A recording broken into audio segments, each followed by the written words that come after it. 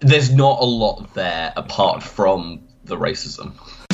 I can lead you astray, straight to hell if you like. Give me a big black box and I can open your eyes. Are we keeping it real? Are we keeping it tight? Are we all just victims of our infinite life?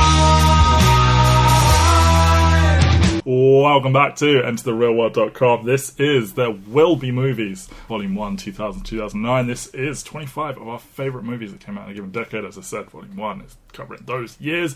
If you want to know how we arrived at this list, what was excluded, why your favourite movie ever isn't here, whatever, go listen to episode 0, which is pinned on the page on the site, and also soundcloud.com/Mike and Matt. My name is Matt Waters. After that very wordy version of the intro, I am joined by Ben Phillips. Ben, how are you? It's really fucking hot where I am. It's windy, so I can't have any windows open because everything's just going to go insane, but it's really warm. I mean, it's warm, but, like, I'm not feeling oppressed at the moment. Okay. When do you, as a straight white man, ever feel oppressed? Very rarely.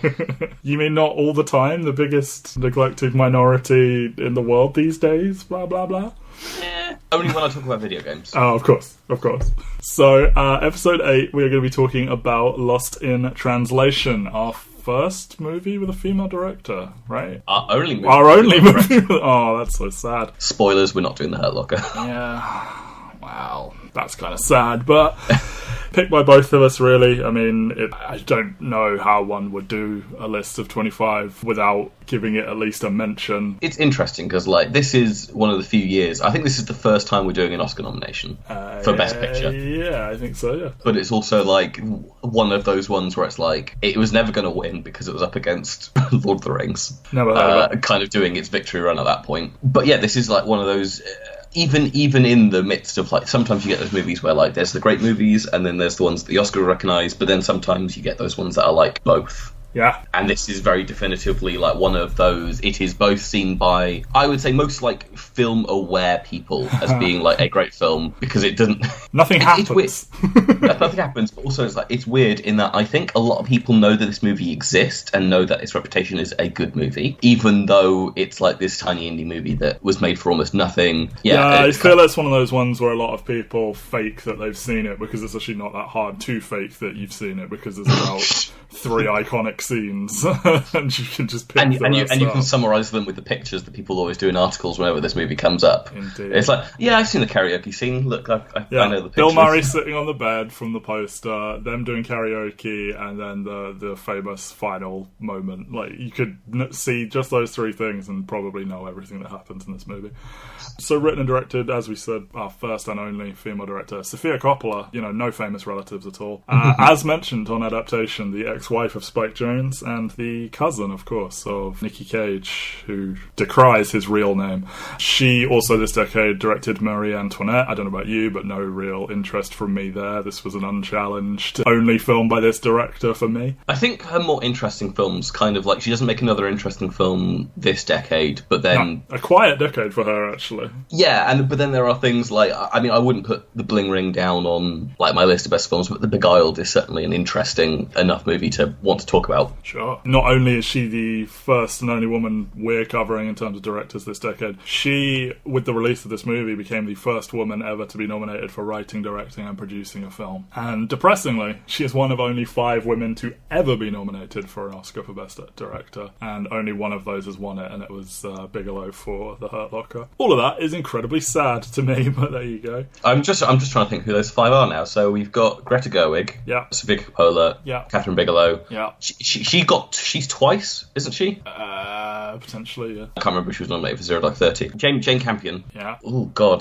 this is going to be either it's going to be like someone who I don't remember, or it's going to be from someone like really early, like a 1970s director. Oh, go on, tell me who it is. Lena Wertmüller, who was nominated for 7 Beauties in 1977, and then, as you said, Jane Campion for The Piano. The gap between them is getting like smaller, which is good. And I mean, we could end up with Greta Gerwig repeating her Oscar nomination for Little Women if that happens. Yeah. That'd be nice. First woman to ever be nominated twice. Yeah, that would be real good. But yeah, a sad state of affairs. I think a lot of like the highly acclaimed movies of this year are by female directors. I don't know whether or not they're Oscar movies, but like The Souvenir and The Farewell both had female directors. Yeah. So I think it'd be fun if it was like Greta Gerwig and then the director of those two movies as well. But I doubt the Oscars are going to go like, oh, we love women. They don't love anyone. A sad state of affairs would be a good alternate title for this movie. Speaking of which, have you seen the like many title, like the irony that the title itself is lost in translation, and there aren't really phrases that mean that in a lot of languages. So it's called, I've not seen this. It's called all kinds of things like love translated and love in a strange place and all kinds of stuff like that. So it's like, yeah, you nailed it with the title. So released September 12th, 2003 in the US, but January the 9th, 2004 in the UK. But that does qualify it to be something for you to talk about the year 2003 in movies, and I believe the only opportunity for you to do so.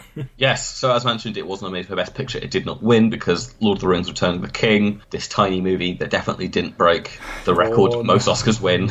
Yawn. Master and Commander: Far Side of the World. Oof. Mystic River. Okay. Seabiscuit. Spider-Man rides a horse. Yeah. Accurate. That and then is- BoJack Horseman goes on to make it far more famous than the movie. Those are our 5 Oscar nominees. I think the Lost in Translation and Lord of the Rings deserve to be there. I like Master and Commander just fine. But like again, there's other movies from this year that you probably, as cliche as it is, I probably would say like Finding Nemo deserves to be there. Yeah. And Mystic River is good Clint Eastwood. There's no such thing as good Clint Eastwood anymore. That man is cancelled. I mean he is cancelled. I've never actually said someone is cancelled out loud before, so that was fun. But like, I mean, it's like he does that thing where like at this point it's like every movie is kind of hitting, but eventually get to a point where it's like every other one. But then he also made American Sniper, which is this juggernaut movie, which is insane. But yeah, I mean, like there's other good movies that came out this year. A lot of them coming from kind of foreign people. You've got Dogville. Elephant is kind of another US one by Gus Van Sant, which is obviously about the Columbine shootings. Yeah.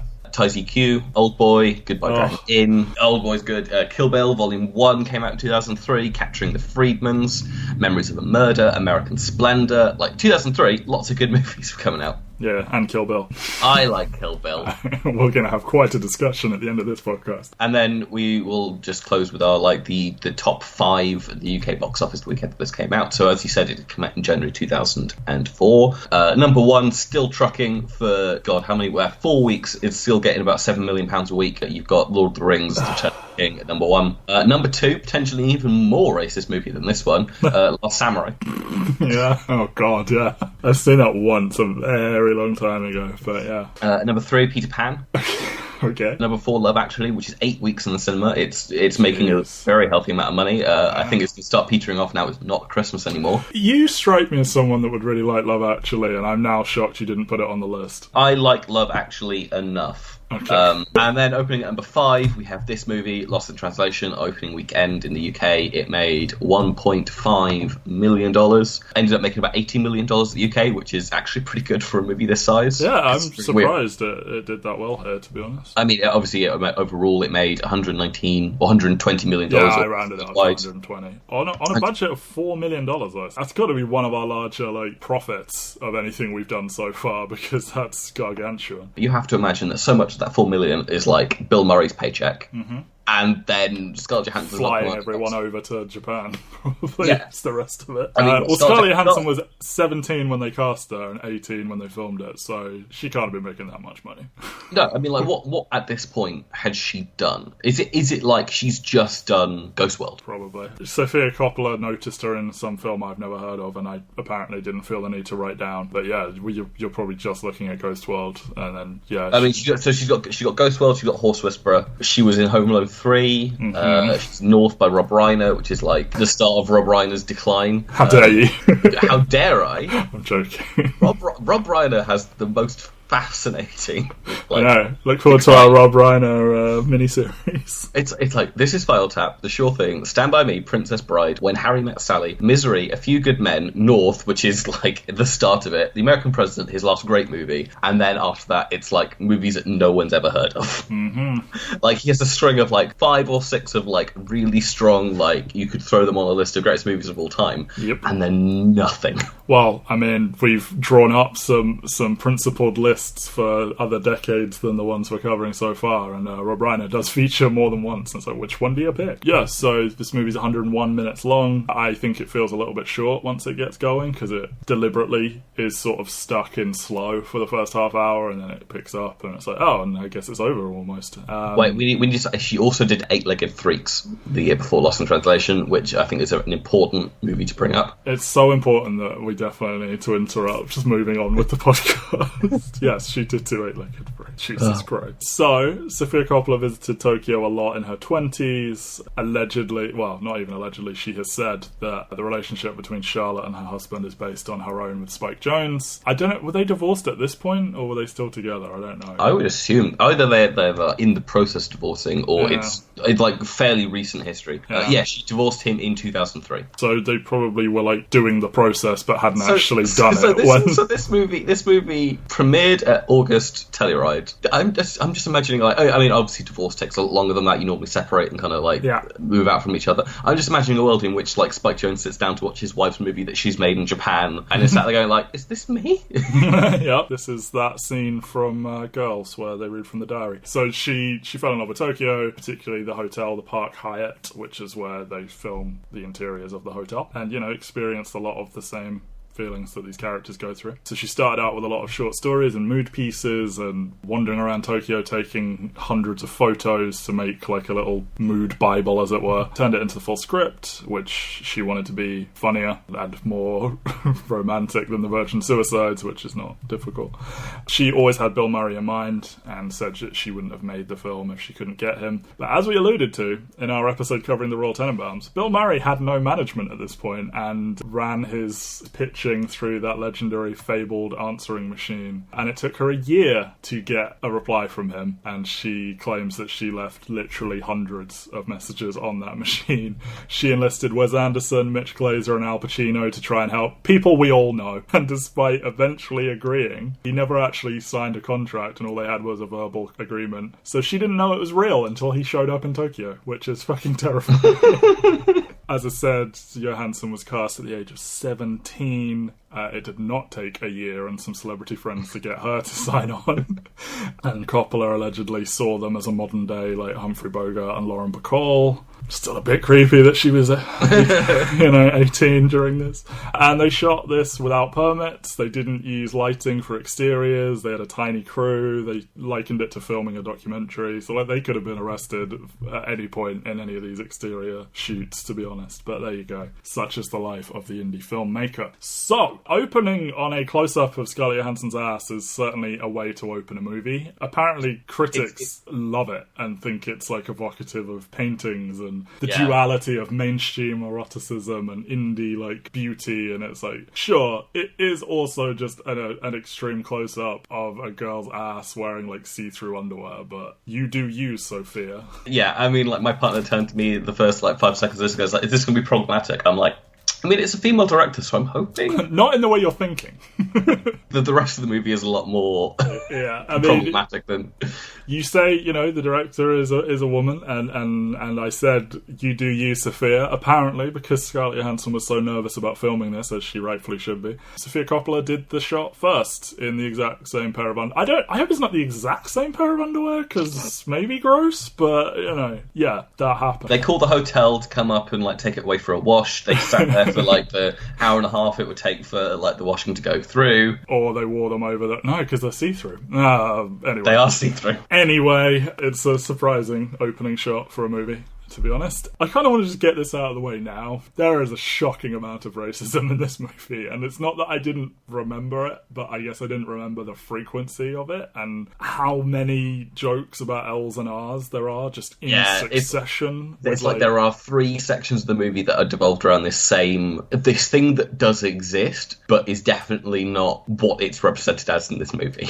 Yeah, and it's, Lat Pack and Centaura and Lodgermore and Bracktoe and Lock and Lol. Lip. Yeah, Lip My Stockings. And, the escort, it's all very, like, giggly, schoolgirl, ooh, Mr. Harris, and it's all just so, like, oh, these And are the such thing bad is- stereotypes. The thing is, there's like the simple move you make to make this better is that the joke is on Murray. Yeah, look, it's performative. This is what white people think Asian people are, so this is what we're going to give you. And then she snaps out of it, and she's like, "Dude, what the fuck?" Or so. I mean, Yeah, not in an American like- accent, but you know. Yeah, you just shift it a little bit where like because the joke is the Bill Murray doing the dry kind of reaction to not understanding what's going on, and it's like supposed to be this thing where like, oh, he's the civilized person who understands, who gets what's going on, and once he's got over this, but it's like the joke isn't on him at any point. Yeah, and, you know, I mean, the movie starts with, like, you know, he's collecting all these gifts and business cards, and, like, he meets them all for, like, literally 30 seconds, and then they're like, right, bye. And, you know, maybe these things are true to life, but when you couple it with the less tasteful racism that is going on,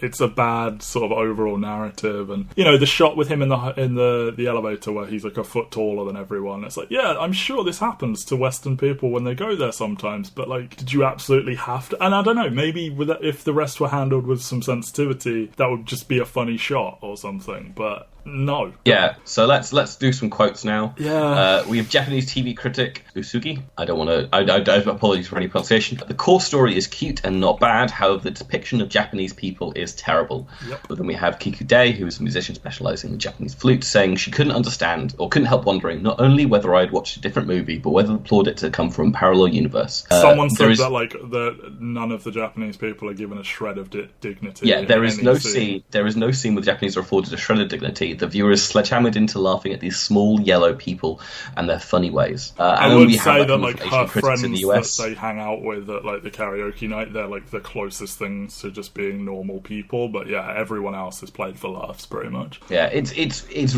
really, really kind of upsetting that the movie does this, and it is like the overwhelming thing where like Asian critics will go like, "Why is this movie getting the plaudits?" I mean, even on my list of like the greatest movies of the 21st century, this is firmly the number one film of 2003, and like in the top 10 films of the decade. And I definitely don't think the movie is bad. I just think it's so massively problematic that to not engage with this point is doing a disservice to like how far we have come in the 16 years and how much better these people should have known at the time. I think one of the producers defended it and defended Sofia Coppola and was like, oh, you know, I don't think there's anything in there that doesn't show that she has reverence for Japanese people. But it's like, I didn't do a huge amount of looking around, but I didn't really see anything from Sofia Coppola herself giving any kind of statement in response to this, because she must have heard it. There is no way you could escape that. Like the other thing that is kind of pointed out by some of the critics is that the movie does have a reverence for Japan, but it's monks and temples. Yeah, it's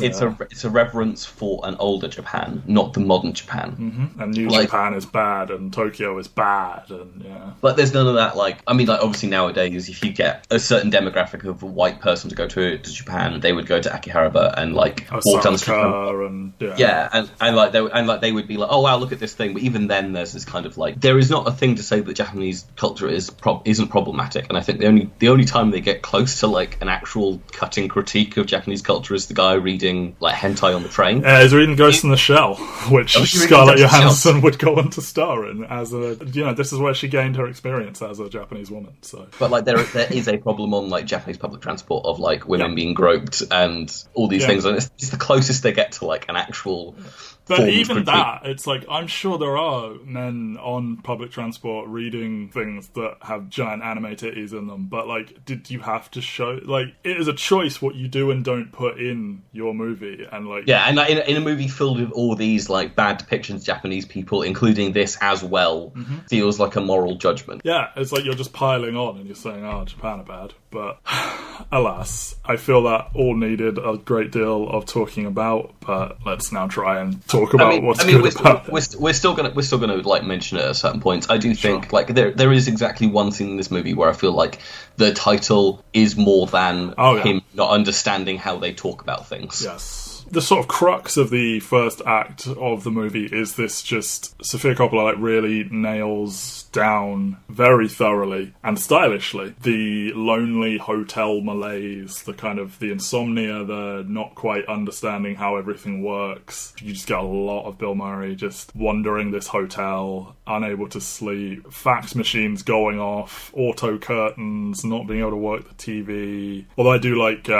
he watches one of his own films overdubbed and I think that they could have done a little bit more with that, I think. But throughout the whole movie, but particularly in this first half hour, you see an absolute fuck ton of this just very quiet, very banal loneliness and detachment from Bill Murray. And the movie does like a good job. I mean, obviously, like there's a scene in the elevator where he's 2 feet taller than every other person in that elevator, and I'm sure the casting call was for like, we want 5'5" Asian people as opposed to like just any old Asian people. But like it is a really striking shot of that scene because Bill Murray is tall. Yeah, he is. That's the thing that sort of is lost in that joke. It's not just that they're short; he is also quite tall, so it's more pronounced. But yeah, the scene you're talking about. So he's in Japan in the first place because he is agreeing to do a commercial for Centauri whiskey, which Francis Ford Coppola did I think it was a whiskey commercial with Kurosawa in Japan.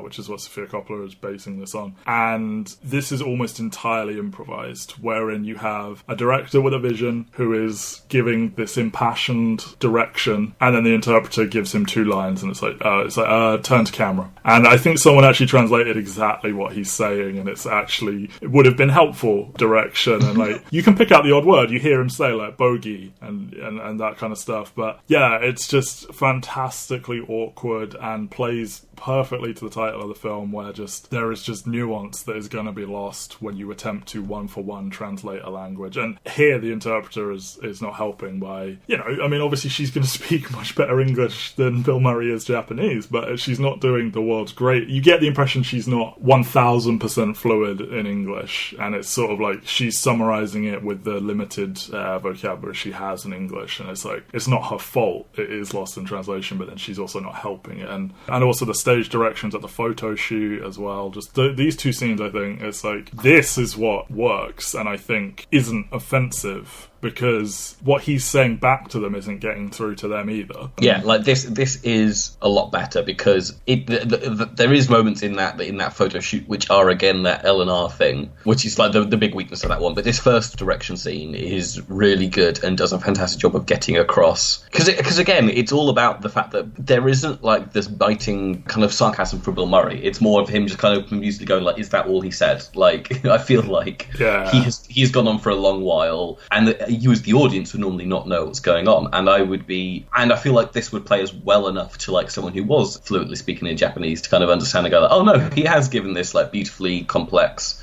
stage direction. Yeah, and he's like, I can't remember it, but it's like, you're in the room, you look with the intensity of seeing an old friend for the first time in a long time, and then you turn to camera and you say, and like Humphrey Bogart, you say this, and it's like, instead it's just turn to camera and then like with intensity, and then like an old friend, and it's like you can kind of stab at what he's going for, but you've lost the eloquence of it by reducing it down. I mean, because you even get the thing like he says like, you do it like Bogey in Casablanca, like he is using filmic language that is iconic and universal to kind of like understand what's going on, but all Bill Murray hears is Bogey, Casablanca, Centauri time. That's all he hears. Centauri time.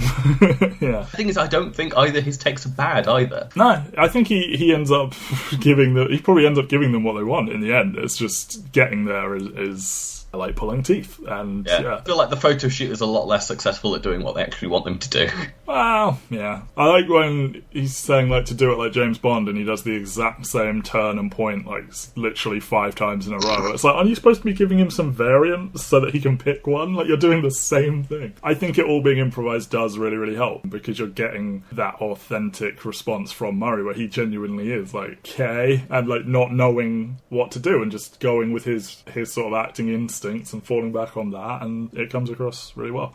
I do think my problems with the second translation scene are, again, you have the Lodger Moore, and that's bad, but there's a more detachedness from Bill Murray in this scene, and obviously like he's not interested in doing a good job. That is part of his character, is this kind of like, he doesn't want to be there. He's in a midlife crisis. I don't know if it comes up, but like I think it's sort of alluded to that he hasn't really had like a great film in a long time, and but it's more like in the advert scene, which I'm sure is probably like all he wanted to do was do that advert and then leave, but he actually puts in good work. Yeah. Like he gives them what they want. Whereas this photo scene, it feels like he's kind of going like, "This is dumb. I don't like this." Yeah. He's there for the commercial. I feel the photo shoot is just extra. Yeah, but it just feels like there's a level of like, this is beneath me, that comes off as a little disrespectful in this scene, and possibly is exacerbated by the fact that they have got that core translation joke that they make throughout the movie in there as well, that kind of like downplays it to me. But it feels like a less successful version of that first advert scene. Oh yeah, but I think that is on purpose. I think it's him. He's arrived with a vaguely open mind, albeit like, I don't need to do this, but I'll do it. And then as he's having a worse and worse time and getting more and more frustrated with the people around him, and, you know, the constant faxes and phone calls to his wife where they're failing to communicate, and he's like asking if he can come home earlier, and he's like refusing to do the TV show that he ultimately ends up doing. And it's like, yeah, he has lost what minimal enthusiasm he had to be here, and he's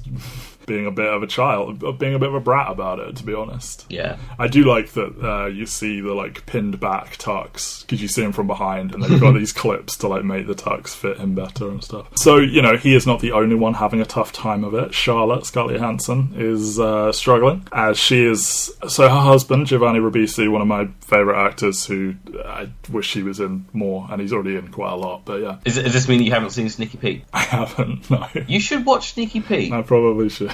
So he's like a celebrity photographer, so he's there on business in Japan. They are relatively newly married, I believe, and... Well, it almost feels like, at first you think this might be their honeymoon, but then you realise he's there to direct stuff and like be there. He's there on business and she's tagging along, so it's like, okay, so... But I think she just says 2 years later on in the movie? I think it's they've been together 2 years. I don't know if it's that they've been married to. Well, either way, it gives the impression that they're newly together because they don't gel all that well. And I think, like you said, like it's seeming like they're there on the honeymoon. It's like, I feel that is sort of an indictment on the strength of their relationship if they've been together for a lot longer, but it seems like they're a relatively new couple that maybe shouldn't have gotten married. It's like, yeah. So, you know, you get all the stuff like she can't sleep, she's sitting in the windows. Every shot of like a window looking out at the city is fucking gorgeous. You know, she can't sleep, he's snoring. It's all this sort of shorthand stuff with him sort of ignoring her feelings and wants and sort of hand-waving her concerns, and she ends up parroting back what he's clearly said to her a lot, and she's like, you'll be working all the time and I'll have a much better time here, and all that sort of stuff. And it's just so like, oh no, you've been like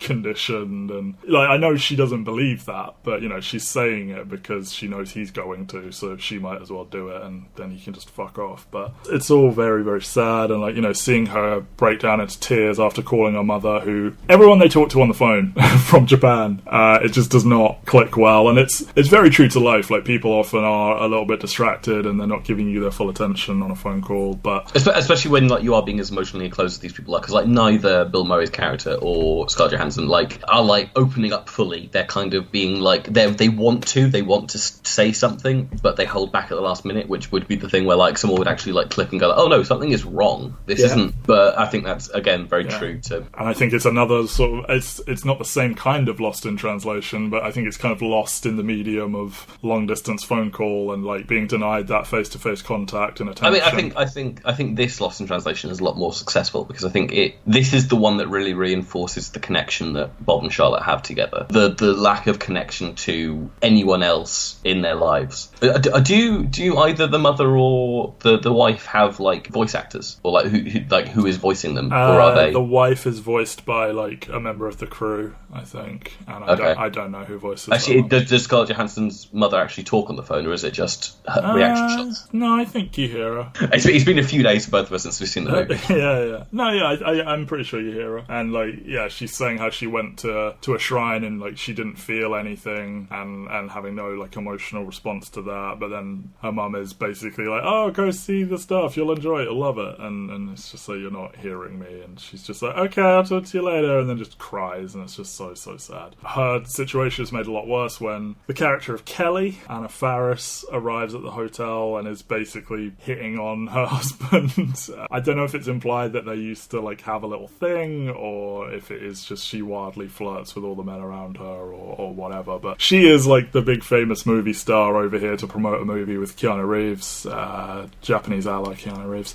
And it's speculated by some, but not confirmed, that she is loosely based on Cameron Diaz, who worked with Spike Jonze and make of it what you will. I think I mean, because she's talking about yoga and clean eating and, like, I don't know, man. Cameron Diaz is really good at being John Malkovich. She is. I think, very pointedly, she is the one actress that does not come back for adaptation. Yep, there you go.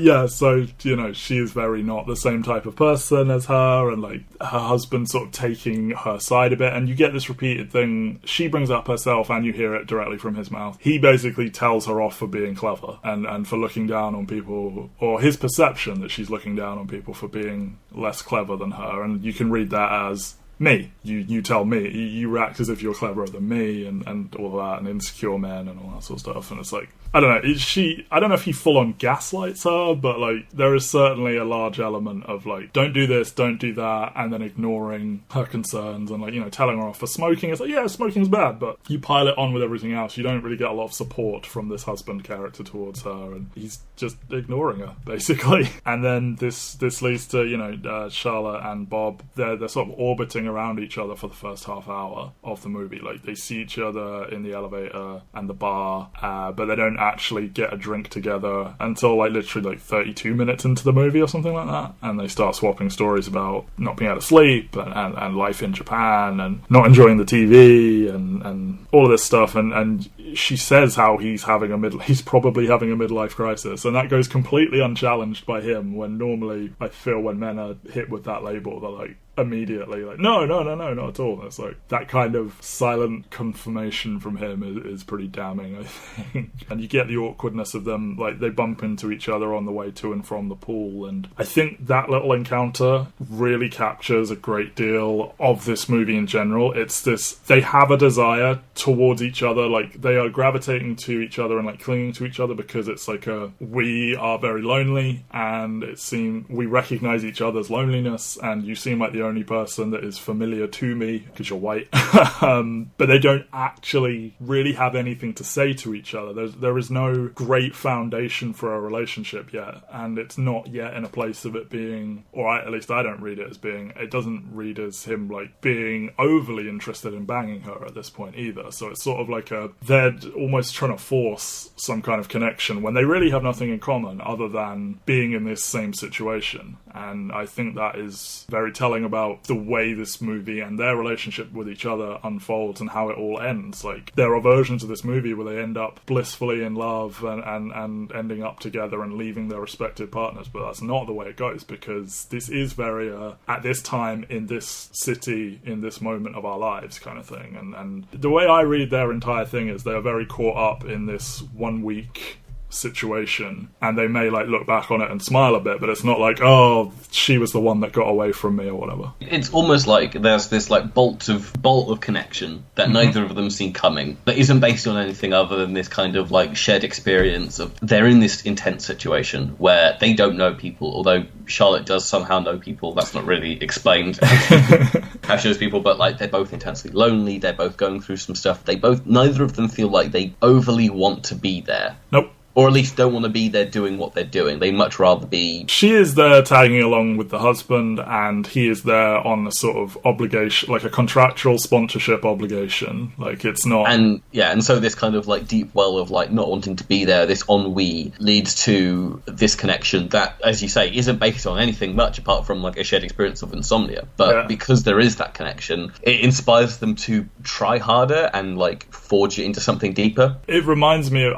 I literally can't think of an example, but you see this thing of, like, what are we in, like, the real world kind of thing. It's like, in a particular heightened situation or a strange scenario, it's like, yeah, we have gravitated to each other here, but then in your everyday real life and whatever, like, what do you have in common? What is your common ground? Is there anything to build anything from? And I think the answer with these two is actually no. But they do have that, you know, he's going through a midlife crisis, she is going through that hauntingly familiar post-graduation from university, I don't know what to do with my life malaise, and then on top of that, it feels like she's gotten married quite young, and it's all very like, oh shit, I've found myself in. I'm in a foreign country with no idea what I'm doing in my life, while my husband is being relatively successful. Yeah. Who is someone who I have not felt an emotional connection to in some time. Yeah. And it's that thing of like, I am in a place where I don't know what's going on. The person who I nominally love does have stuff that they understand that's going on, and it makes me feel worse because I don't. Exactly. And it just kind of like exacerbates this. And so you do find comfort in like someone who is equally like, oh, they don't know what they're doing too, and they're also a movie star who is. Well, apart from the movie star bit, that's the foundation of all modern relationships. Everyone's just lost and can't afford rent. So this moves us to what I feel is the second act of the movie, and so they agree to go out together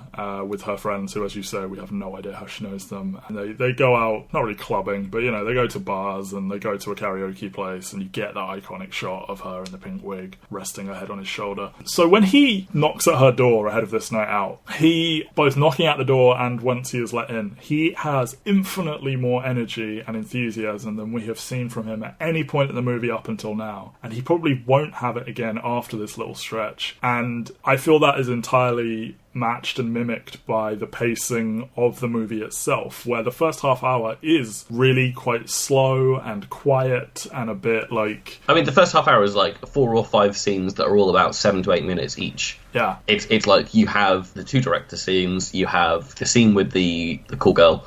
Yeah, and then it's just a lot of like back and forth in the hotel, and like he's down here, he's up here, he's over here, he's down here, and it's all just very like passage of timey and like intentionally low energy. But then you hit this point where like he is excited about this, and suddenly we get this is quite like kinetic series of scenes with a lot shorter shots, and there's more music and there's more fun and everything like that, and then it slows down again later on as he gets a little bit more sad panda again, and I think that's a very film critic-y thing to do. I think it is for sure there that they are like, because his whole story is from his point of view pretty much. I know we get scenes where he isn't in them and it's Charlotte, but for the most part we are experiencing Bob's time in Japan, and she is sort of the key player in his story in Japan, but because it is from his point of view, the energy of the film is mirrored by his sort of mental state at that point. And him showing up in the fucking awful t-shirt that he has to turn inside out and all of that stuff, and then like running around and doing the karaoke, it's all so good. I love that both of them are like not terrible but also not good at karaoke, you know?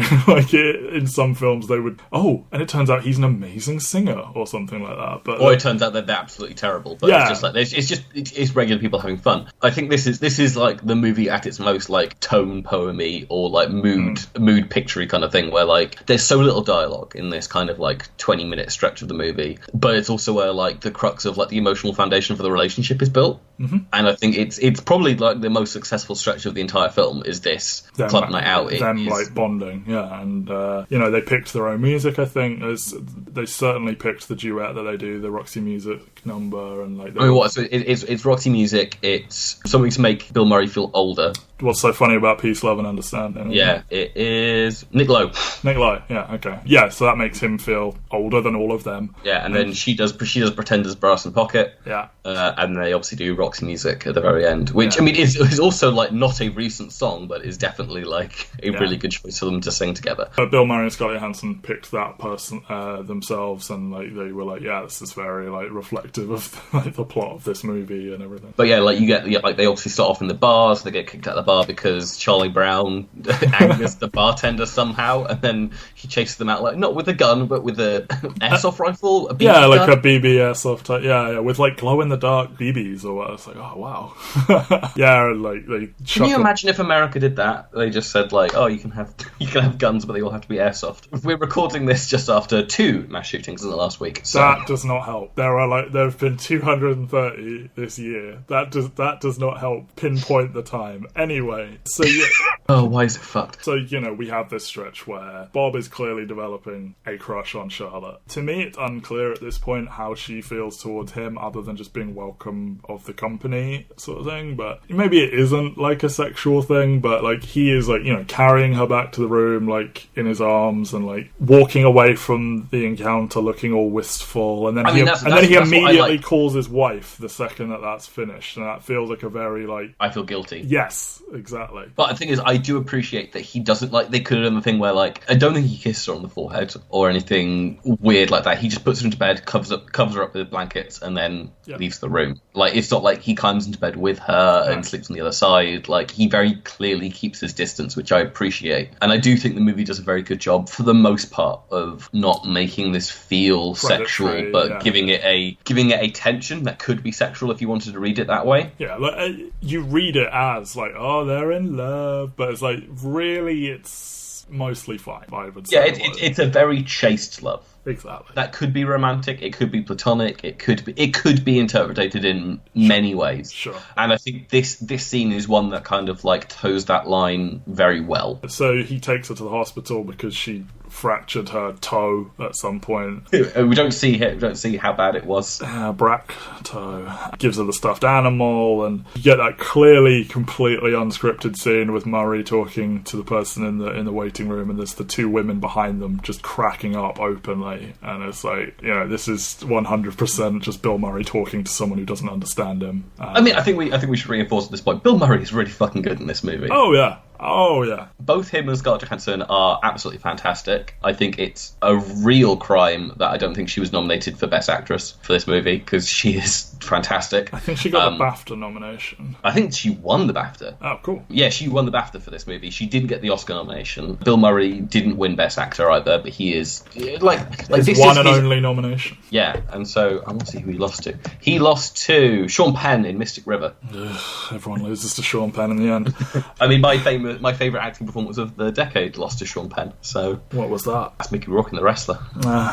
Spoilers, we may be discussing this. Oh god, I look forward to it. Yeah, and, like, you know, he's getting the stuffed animal, and he has the kind of enthusiasm of man trying to court woman. But again, this could just be, you know, just like, oh, we're friends, I've got, you know, money is no object to me, let's hang out, blah blah blah. But yeah, it does all feel a little bit like it's becoming more of a romantic thing. And then we get the kind of, like, the extended dialogue scene between the two of them, which is... Well, they first go to a strip club with that same group, and they immediately run away. And I may be over-reading into this, but on some level it feels to me like sex has been introduced very forcibly into their dynamic, and their reaction is to run away from it. And that could be like, no, this isn't a sexual thing, let's run away. Or it could be like, this is making me think sexual thoughts, which is dangerous when I'm around this person. Exactly. And then they retreat back to the hotel room, and as you said, they have the extended talk about, you know, marriage and creative frustration and life direction, and she says the thing about every girl goes through a photography phase like horses, and it's like, yeah, kind of fair, but also maybe a little bit heteronormative, but, you know. This is them at the peak of, like, their actual acting ability. Like, Bill Murray obviously gets more scenes to show off with the translation scenes earlier on in the film. Ring-a-ding-ding. Oh yes, ring-a-ding-ding. But yeah, the two of them in this scene is fantastic. Like, them drinking the sake out of the, I don't even know what they're called, the little brown rectangles. The little wooden boxes. Yeah.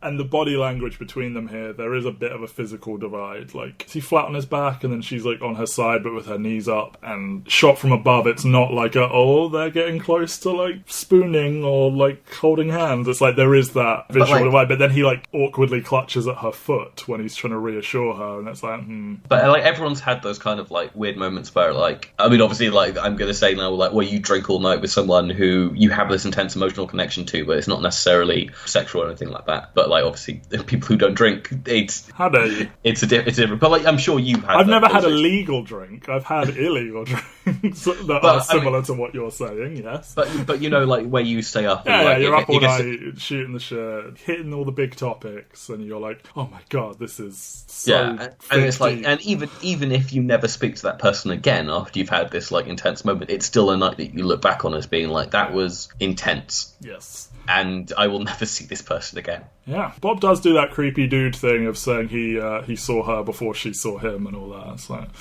yeah, it's relatively harmless, but that is definitely a thing. Like, men, don't do that. But also, we know that he did see her. We know he did, but, like, he shouldn't tell her that, probably. So that moves us, I feel, into the final act. And, you know, a weird scene. Charlotte heads to Kyoto and, like, pokes around a shrine, and we don't really see much of a reaction from her, because I was expecting to be able to juxtapose what she said earlier about visiting the monks and not feeling anything, and then seeing it here, and like maybe this time she does have an emotional response because of whatever with Bob, but we don't really know how she feels. Like, apparently her emotional response is to fax Bob a map of where a this sushi whole restaurant bit is. Doesn't really make a huge amount of sense to me, because like he goes on that TV show. So I think the thing that's important is they don't include, do you want to go for sushi tomorrow? I think if the instruction, the thing says, if you get lost, tell me. Right. But if it says, do you want to go for sushi tomorrow, thereby forcing him to extend his journey because he wants to go for sushi with her tomorrow, it makes a hell of a lot more sense. Yeah, because But it reads like she's like, do you want to go somewhere now? He's like happy about it, but then doesn't go and instead goes on a TV thing but still stays. But yeah, if it was supposed to be, do you want to go for sushi tomorrow, then yeah. There is something core lacking there where it's like, she goes to Kyoto, she's not going to have time to come back and go for sushi. God, no. Yeah. And so it just needs that one line, like either in the conversation I had beforehand, which is like, I'm going to Kyoto tomorrow, do you want to go for sushi on Friday? Yeah. And then she emails him, and then she faxes him the directions. Or the directions come with, do you want to go tomorrow? And, he tells his wife on the phone that, like, he feels lost and he wants to eat healthier, and she's like, do I need to worry about you? And, he's starting to, I think, talking all this stuff through with Charlotte is, like, making him think actively about things that are probably being a bit repressed in his mind, and he goes on the very stereotypical crazy Japanese TV show. I mean, this is the last touchstone of like that racist thing where it's like the joke, they somewhat nominally go to like have him be the butt of the joke, because when he watches the clip later and like the host does the heart and then the heart doesn't get produced by him, you can tell that like they're trying to have the joke be about Bill Murray not understanding what the game show is, but the entire movie has this kind of like sniveling look down it, because they go like, oh, he's the Johnny Carson of Japanese TV. Yeah. And then he ends up on this thing and you're just like, you're trying to make people think worse of this because you're comparing this to Johnny Carson, which is going to have people kind of thinking like, ha, the Japanese have such high estimations of like their art form of. Yeah. And it comes off as like kind of really icky. Like it's that he thinks he's going into something different, but he ends up on like, oh, it's just a traditional Japanese kind of talk show where it's all very heightened and stuff like that. And it's like all it needs is like even if you just remove that Johnny Carson line, it begins to become a little passable. And I understand like that's how they're trying to talk him onto the show, but it does come off as like, oh look, the juxtaposition is one is high and the other is low art. Yes. He watches the clip back in the hotel room, and I guess either Charlotte is like still in Kyoto, or because of like the intensity of the travel and all that, like she's like come home and gone straight to bed or whatever. But it reads as though because he can't hang out with her, but he is still feeling lonely, he gets talking to the lounge singer or whatever in the bar, and he ends up sleeping with her. And Charlotte knocks on the door in the morning, or because they've agreed to go to lunch, and hears her in the shower, and it's that whole, I've just realized I like you, but oh, you're with someone else and now I'm hurt. And it's like she makes fun of the singer's age, and he responds with the hurtful comment about her needing attention. It's like, dude, you slept with someone because you needed attention. So how do we feel? Because obviously like the movie has these two different, like we don't know whether or not he slept with a cool girl on his first night. We just know that they had a questionably racist time. But then this one, like, do you take his reaction as like regretting it? Because we do have the scenes with his wife when he's talking to his wife, and like the scene in the bathtub where like she hangs up on him and he says the I love you just a second too late for her to be able to hear him, which they don't repeat the next time. Yeah. But like, do you think he regrets it, or do you think this is something that he does frequently? Like being a movie star, he is frequently cheating on, and maybe the regret in this one is more, I'm doing this in front of Charlotte as opposed to. I think it's that one. I don't know if they're trying to say he frequently cheats on his wife, but the way it comes across to me is it's not the first time. I mean, who is it that orders the prostitute on the first night? Like someone who was looking after him in Japan. I think. Is someone in Japan? So is that another commentary on like, oh well, he's a big movie star, therefore he's going to want like some sex? I mean, maybe this is the first time he's ever been unfaithful, but he doesn't seem to freak out about that aspect of it as much as he's like, oh no, Charlotte knows. The only person knocking on my door right now would be Charlotte, because I'm going for sushi with her. And maybe it's not even like, I don't know, maybe on some level it's like, what she thinks of me is important, as much as it's like, oh no, this is going to like ruin my chances with her or whatever. But yeah, it's all of it. I do really like the emotional honesty of this bit, where it's like, it's that irrational part of the human brain, which is like, I have never told him that I'm sexually attracted to him. I have no claim over him, but I'm still going to be offended that they've slept with someone else. Yeah. Like, because again, like her rebuke is never "you cheated on your wife." Yeah, she never ever calls him on that. It's a bit. But like, it's that kind of like that pettiness that shouldn't exist for any reason, because and like if mocking you're the being singer's rational, age and stuff, it's all very like, well, in comparison to who? You? Because I mean, she says, oh, she's more your age or whatever, which all feels like a very acknowledging for the first time that what they're doing could be perceived as like a inappropriate thing. But then we skip to the thing where they go back to the hotel room after having this kind of like, not a heated argument at lunch, but like, it seems like an awkward lunch, a silent awkward lunch. A silent awkward lunch where the fire alarm goes off for both of them when they're in the hotel, and then they reconcile. And like, you imagine it's probably been like 12 hours, but it's that thing that you do where like, in the meantime, both of them have realised how stupid they were being, and it's that kind of like, oh, well, we both have to apologise now, because it wasn't one of them doing something, it was both of them conjointly doing a stupid thing. And you get, they share a very intimate silence in the bar that like, this one is far more like romantically or sexually charged than their other like quiet moments have been, and they share that awkward pair of pecks. Like, I think he kisses her like on the sort of cheek and maybe the corner of the mouth, and then the second one I think they do kiss on the lips, but like very quickly, and it's all like and then immediately when she gets, in the same way that after he walked away from their encounter and he called his wife, she gets the fax from John that's like, I miss you, and it's like, we've been trained to know this guy is a shitbag, but like, I feel this is supposed to be making you like not condemn what they're doing. The thing is, I don't think he is a shitbag. I think he's just inattentive. I think it's that like, seems like a bit of a shitbag. Like, I feel he's got some insecurities towards her in his own way. Like that. Sure, but I don't think the movie's asking for a moral judgment on anyone. Probably not in the film. Like, I don't think the movie like makes those steps to go like, these are bad and good people because of the things that they do. Yeah. And I don't even think it gets that far with Giovanni Ribisi, where like, I think they're going for they're not communicating efficiently more than like, he is a bad person and she shouldn't be with him. Yes. So the next morning they say goodbye to each other in the hotel lobby. There's like no intimacy to it at all, because I love the thing though where the person recognises him and it's just like, oh, like, it's really lovely to meet you, like, I love your movies, whatever, and then he sees Charlotte come in the room and it's just like, I have to go now, bye. Like, yeah, fuck off, basically. We've all had one of these. Like, in your head, you have to have a big emotional goodbye, and then you have a very, like, normal, not intimate at all farewell, and it's just like, oh, and that's just over then. I do want to ask, like, the woman who he, like, tells to fuck off, essentially. Was that supposed to be Anna Faris? No? Well, it's not Anna Faris. It just feels like it's supposed... I know it's not Anna Faris, but was it, like she wasn't available, she had to go back early? It just feels like the kind of thing where, like, that feels like the end of her... That feels like the end of what her arc is supposed to be, of her being like, I'm a fellow movie star and I want to meet this movie star. Yeah, potentially. Because, again, like, blonde, American, why introduce another person with the exact same criteria as... Blonde Americans are very rare, to be fair. But yeah, I don't know how the passage of time has worked here. I don't know if he was, like, forced to go through a bunch of weird, like, checking out and, like, saying goodbye to the various people. But, they go from being in the hotel together and she heads back upstairs to, during his taxi or his limo ride to the airport, he spots her walking around the city and he's like, oh, pull over, and then they have their actual goodbye, and initially it's just a hug and an inaudible whisper, but then they do have the actual romantic kiss. And I just want to gauge with you, do you think they should have kissed? I don't think they should have kissed. I don't either. I think it's my least favourite part of it, where it's like, it feels like the awkward kind of like chaste kisses in the elevator are more than enough to say, and here in this scene the whisper is enough to kind of like impart this kind of like intense emotional thing,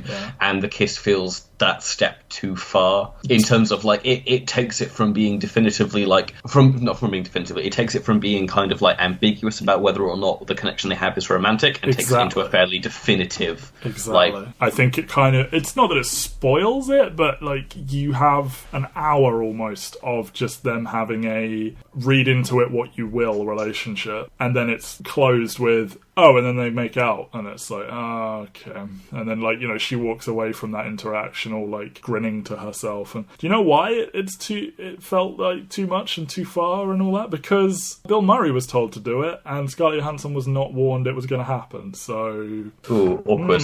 Yes, awkward. The whispering was improvised as well, and Coppola considered dubbing over it with audible dialogue, but then when she watched it back, she liked it better, and this, for a very long time, was one of cinema's big, like, ooh, no one knows what they said, but I think they've come out and pretty much confirmed it was, like, something to the effect of, promise me that the next thing you'll do is go up to that man and tell him the truth. So sort of, like, tell your husband you don't want to come to Tokyo, or, like, you know, you don't want to be, like... Yeah, is that, like, didn't someone, like, isolate the audio and all the rest of it and, like, get the scene to... Yeah, there were, like, 3 different takes, and then I think they've ultimately sort of said, yeah, it's kind of that one. But I think it's one of the more famous indie movie endings in history. If you take that kiss out, I think it is quite good, of just this kind of, like, it comes across as almost like, look, I'm going to say some wise words to you or whatever, and, like, let's... I don't know, and you're not left thinking they're, like, ever going to speak to each other again, but it's more satisfying than that awkward, like, stilted goodbye they had in the hotel, you know, and it's like, if you just take that kiss out, I think that works. Like, even if he kisses her on the head or something, or on the cheek again, that works better for me, but...